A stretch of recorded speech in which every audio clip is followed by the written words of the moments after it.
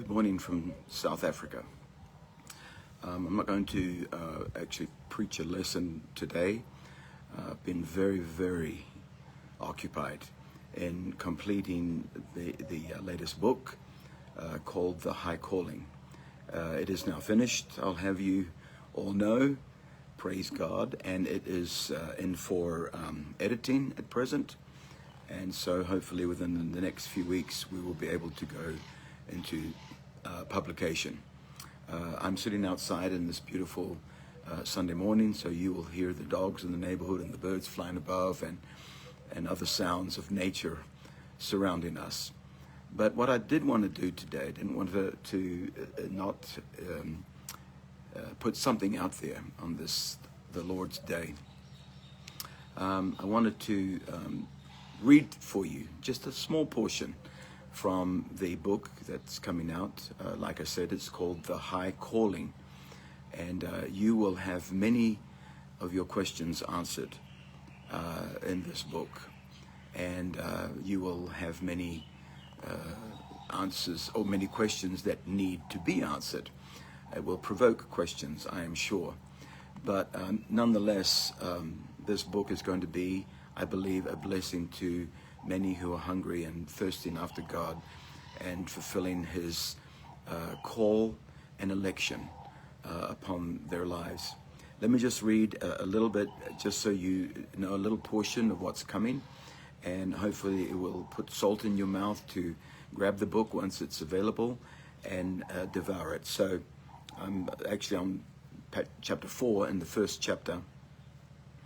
And it says, the measurements of the holiest of all in the tabernacle of Moses were 10 by 10 by 10 cubits, 15 by 15 by 15 feet.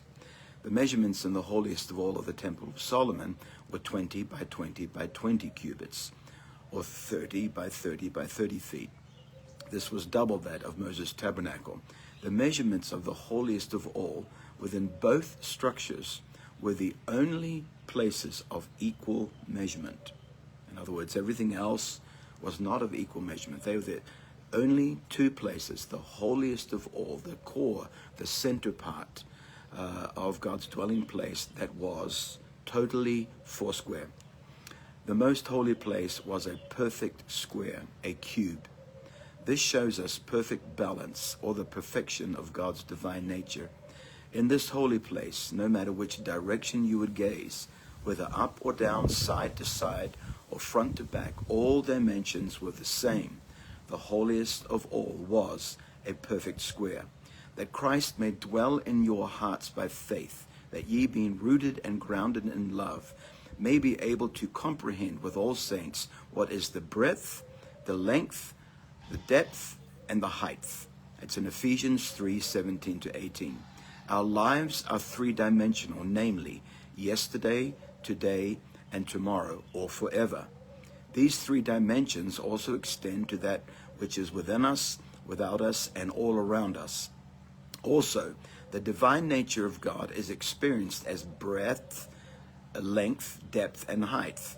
The depth and height are the same thing, depending on one's position. The height is seen from looking below, whereas the depths are seen by looking from above. One dimension cannot be whole or complete without the others being whole and complete. If one of the dimensions is too short or lacking, then all dimensions are out of sync and unbalanced. For the most part, human beings do not live a balanced existence. For many, the present is not in sync with the past or the future. Take note here. Neither is the future in sync with present life choices. Most human beings strive for harmony and happiness in their present existence. However, past pains, abuses, rejections, and many other life experiences are undealt with and remain in a state of chaotic disarray. For one's present existence to become a time of fulfillment and harmony, the past and the future must be brought in alignment with the present. This can only happen when God is positioned in the center of your yesterday, today, and tomorrow. In God's presence, all three dimensions exist simultaneously as one. In the throne room of God, there is no past or future. The past is now, as is also the future. All three dimensions of existence are wrapped up in him. This is true balance, harmony, and eternal bliss. God's people in general live warped and unbalanced lives because their inner selves do not align with their outward visible lives. Also, what they choose to surround themselves with does not match and align the profession of their faith or the destiny they seek to reach. Past, present, and future must be aligned. Occupying the high place, the holiest of all, where the high calling of God becomes a reality, cannot be obtained unless the three dimensions of one's life are brought into harmony and balance. This can only be accomplished when God becomes all in all, where his throne is established. So in other words, the throne of God has got to be put in yesterday, today, and your tomorrow, and that's how all three are brought into sync, into the moment, into the present, in the presence of God. All things are in balance in him.